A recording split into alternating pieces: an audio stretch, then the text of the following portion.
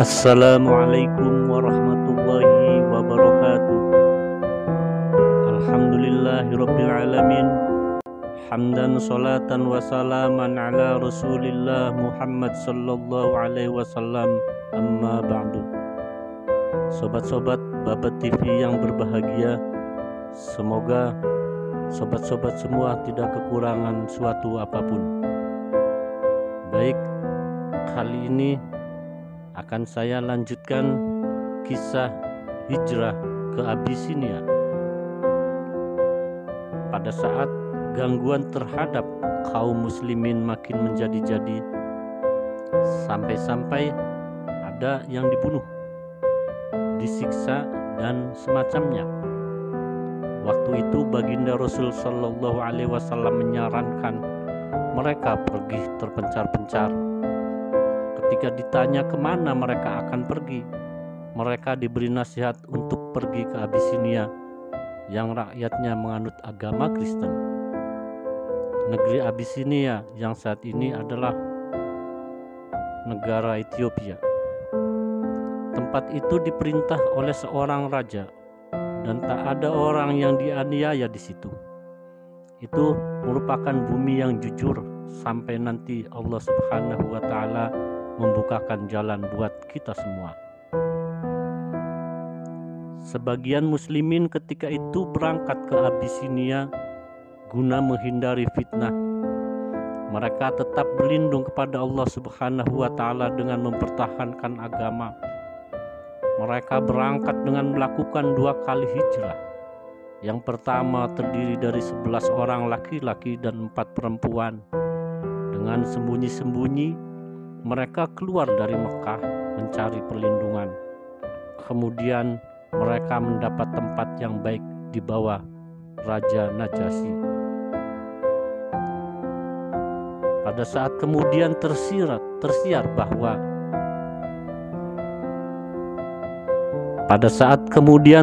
tersiar berita bahwa kaum muslimin di Mekah sudah selamat dari gangguan kaum Quraisy. Mereka kembali pulang, seperti akan kita kemukakan nanti. Tetapi setelah ternyata kemudian mereka mengalami kekerasan lagi dari kaum Quraisy melebihi yang sudah-sudah.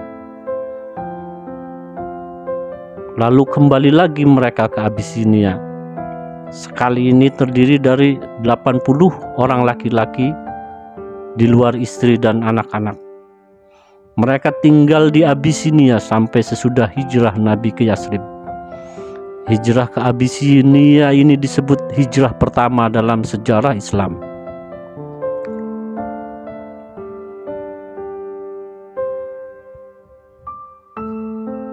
Sobat-sobat yang berbahagia,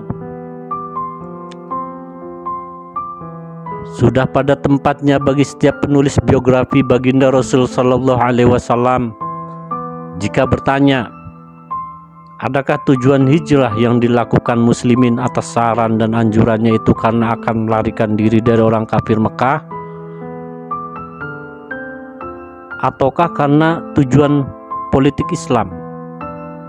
Yang dibalik itu dimaksudkan oleh baginda Rasul Sallallahu Alaihi Wasallam dengan tujuan yang lebih luhur. Sudah pada tempatnya pula apabila penulis biografi baginda Rasul Sallallahu Alaihi Wasallam akan bertanya-tanya tentang hal ini setelah terbukti dari sejarah Nabi berbangsa Arab ini dalam seluruh kehidupannya, bahwa beliau seorang negarawan yang berpandangan jauh, seorang pembawa risalah dan moral yang begitu luhur, sublim dan agung, yang tak ada bandingan dan tiada taranya. Yang menjadi alasan dalam hal ini adalah apa yang disebutkan dalam sejarah bahwa penduduk Mekah tidak senang ada kaum muslimin yang pergi ke Abisinia. Bahkan mereka kemudian mengutus 2 orang menemui Raja Najasyi dengan membawa hadiah-hadiah berharga guna meyakinkan raja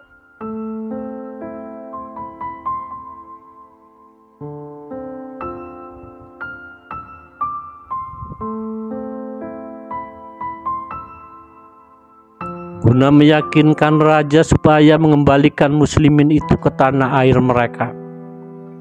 Waktu itu penduduk Abisinia dan penguasanya adalah masyarakat Nasrani. Dari segi agama, masyarakat Quraisy tidak khawatir bahwa mereka akan menjadi pengikut baginda Rasul Sallallahu Alaihi Wasallam.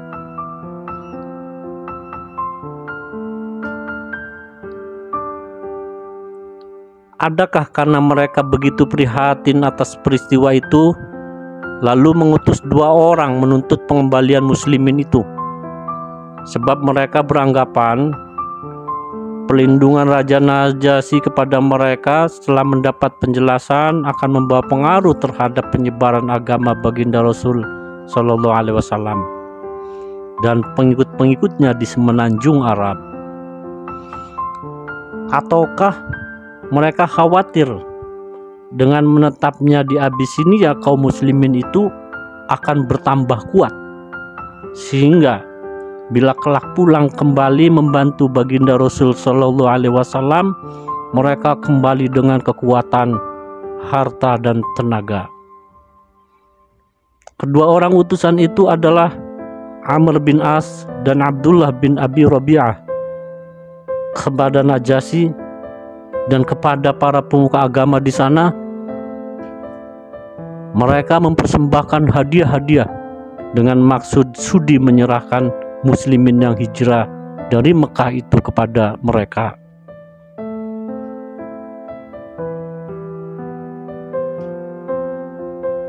Paduka Raja, kata mereka, mereka yang datang ke negeri Paduka Raja adalah budak-budak kami yang tidak punya malu. Mereka meninggalkan agama bangsanya dan tidak pula menganut agama Paduka. Mereka membawa agama yang mereka ciptakan sendiri, yang tidak kami kenal dan tidak juga Paduka kenal. Kami diutus kepada Paduka oleh pemimpin-pemimpin masyarakat mereka, orang-orang tua mereka, paman-paman mereka, dan keluarga mereka sendiri, supaya kiranya Paduka sudi mengembalikan orang-orang itu kepada pemimpin-pemimpin kami. Mereka lebih tahu betapa orang-orang itu mencemarkan dan mencerca agama mereka.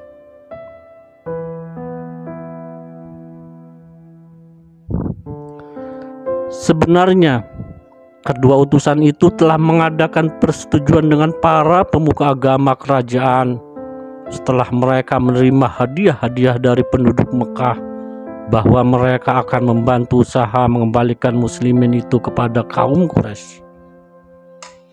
Pembicaraan mereka ini tidak sampai diketahui oleh sang raja, tetapi baginda menolak sebelum mendengar sendiri keterangan dari pihak muslimin. Lalu mereka diminta untuk menghadap sang raja.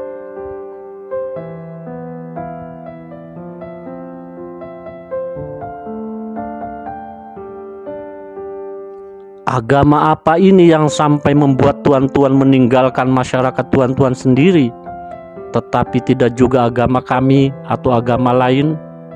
Tanya Raja Najasyi setelah mereka datang. Lalu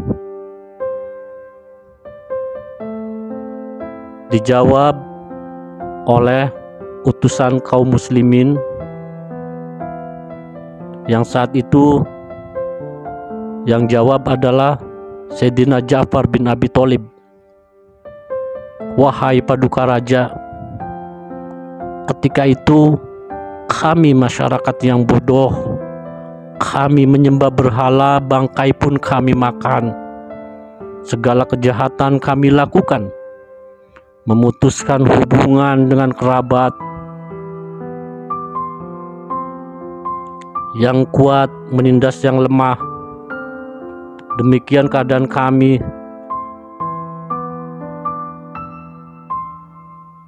Sampai Tuhan mengutus seorang Rasul dari kalangan kami yang sudah kami kenal asal-usulnya, orang yang sangat jujur, dapat dipercaya dan bersih pula.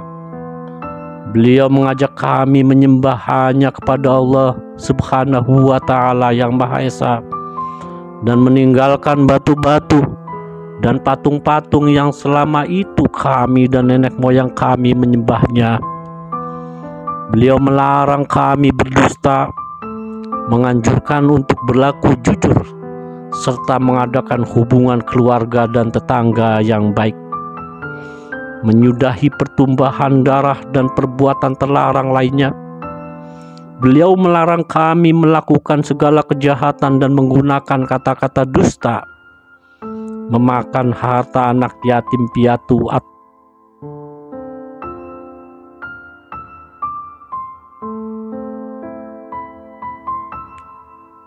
atau mencemarkan nama baik perempuan-perempuan yang tak bersalah. Beliau meminta kami menyembah Allah Subhanahu wa Ta'ala dan tidak mempersekutukannya. Selanjutnya, disuruhnya kami melaksanakan sholat, membayar zakat, dan berpuasa. Lalu disebutnya beberapa ketentuan Islam. Kami pun membenarkannya. Kami taat segala yang diperintahkan Allah. Jadi yang kami sembah hanya Allah yang tunggal, tidak mempersekutukannya dengan apa dan siapapun. Segala yang diharamkan kami jauhi, dan yang dihalalkan kami lakukan. Karena itulah masyarakat kami memusuhi kami, menyiksa kami dan menghasut supaya kami meninggalkan agama kami dan kembali menyembah berhala, supaya kami membenarkan segala keburukan yang pernah kami lakukan dulu. Oleh karena mereka memaksa kami, menganiaya dan menekan kami,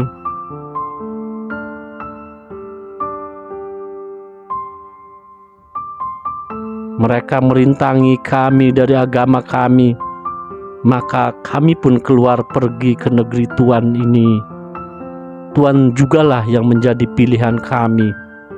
Senang sekali kami berada di dekat Tuhan, dengan harapan di sini tak akan ada penganiayaan.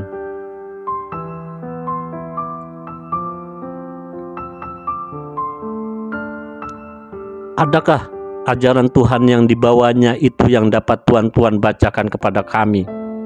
Tanya sang Raja Najasyi lagi. Ya, jawab Ja'far. Lalu beliau membacakan surat Maryam dari permulaannya sampai pada firman Allah. Fa asyarat ilahi qalu kaifa tukallimu man kana fil mahdi sobiyya qala inni abdullahi ataniyal kitaba wa ja'alani nabiyya wa ja'alani mubarakan aynama kuntu wa awsani bis sholati waz zakati ma dumtu hayya wa barri biwalidati walam yaj'alni jabbaron syaqiyya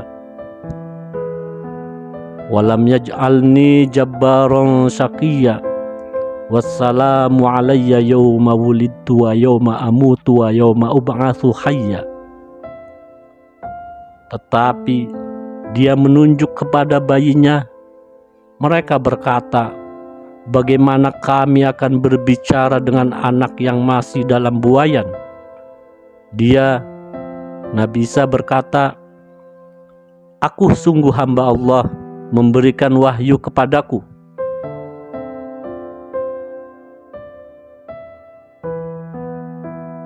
Dan dia menjadikan aku seorang nabi, dan dia memberi berkat kepadaku dimanapun aku berada, dan memerintahkan kepadaku mendirikan sholat dan mengeluarkan zakat selama aku masih hidup. Dan ia menjadikan aku berbakti kepada ibuku dan tidak menjadikan sewenang-wenang dan durhaka. Salam sejahtera bagiku tatkala aku dilahirkan, tatkala aku mati, dan tatkala aku dibangkitkan hidup kembali. Quran Surat Maryam ayat 29-33.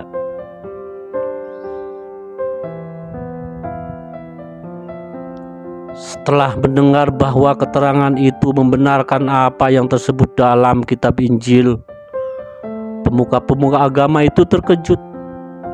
Kata-kata yang keluar dari sumber yang sama seperti seperti yang dikeluarkan oleh Yesus Kristus yang dikenal oleh mereka. Raja Najasyi berkata, kata-kata ini dan yang dibawa oleh Nabi Musa keluar dari sumber cahaya yang sama. Tuan-tuan, Raja Najasyi bilang kepada utusan Quraisy dan pengikutnya,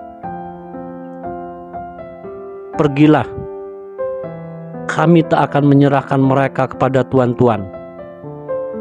Keesokan harinya, Amr bin As kembali menghadap raja dengan mengatakan bahwa Muslimin mengeluarkan tuduhan yang luar biasa terhadap Nabi Isa anak Maryam.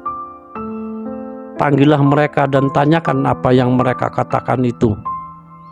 Setelah mereka datang, Sayyidina Ja'far bin Abi Thalib berkata, tentang dia pendapat kami seperti yang dikatakan Nabi kami.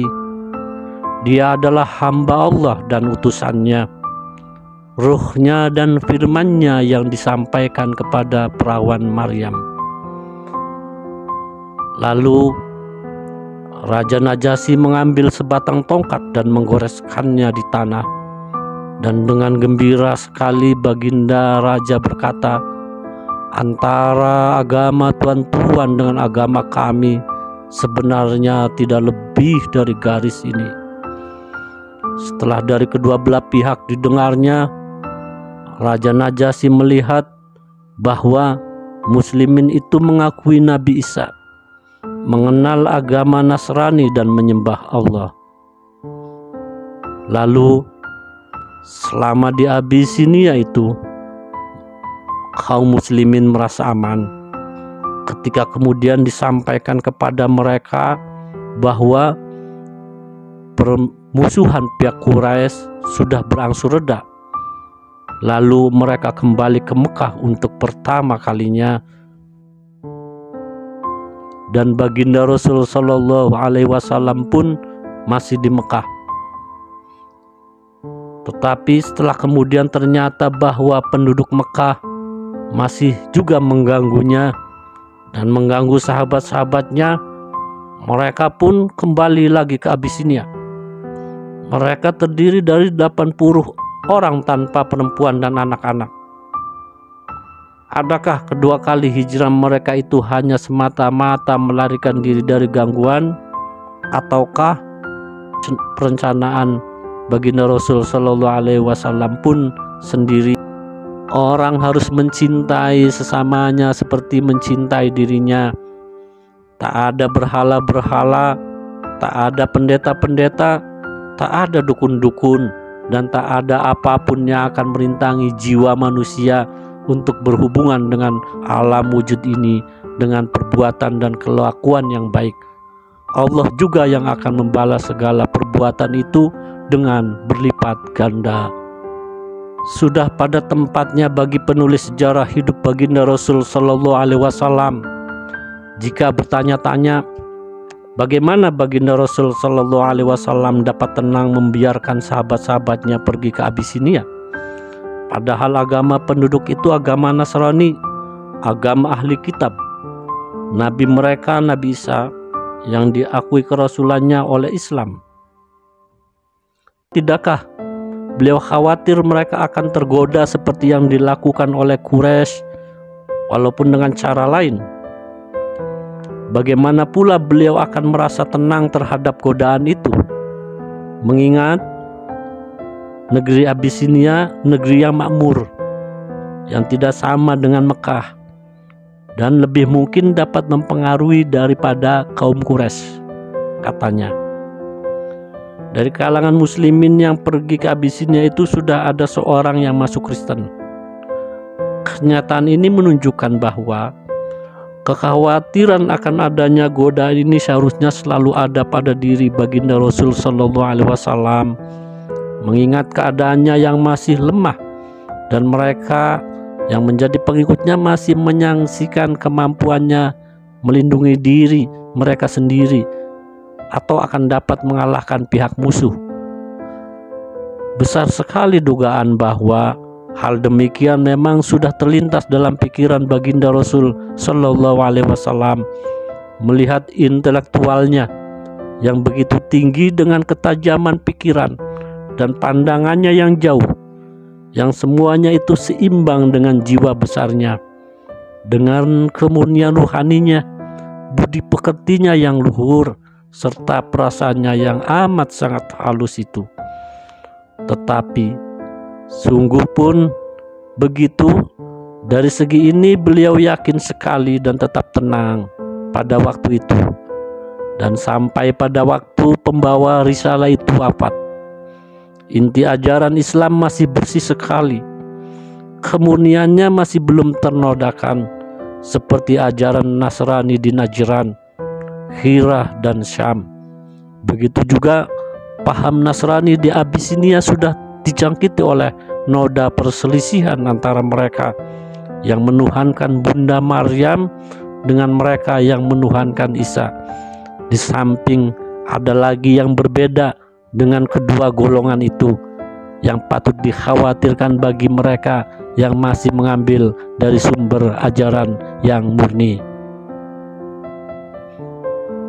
Sebenarnya kebanyakan agama sesudah beberapa generasi berjalan sudah dijangkiti oleh semacam paganisme, meskipun bukan dari jenis rendahan yang waktu itu berkembang di tanah Arab, tetapi bagaimanapun tetap paganisme. Kedatangan Islam merupakan musuh berat buat paganisme dalam segala bentuk dan caranya. Ditambah lagi bahwa agama Nasrani waktu itu sudah mengakui adanya suatu golongan kelas khusus di kalangan pemuka-pemuka agama yang oleh agama Islam sama sekali tidak dikenal, yang pada waktu itu merupakan golongan tertinggi dan paling suci. Juga pada waktu itu, dasar ini tetap berlaku sampai sekarang. Islam merupakan agama yang menjunjung tinggi martabat kemanusiaan ke puncak tertinggi. Tak ada peluang yang akan dapat menghubungkan manusia dengan Tuhan selain baktinya dan perbuatan baiknya. Saya akhiri dulu kisah ini, dan insya Allah akan kita lanjutkan ke episode yang lainnya. Saya akhiri, wassalamualaikum warahmatullahi wabarakatuh.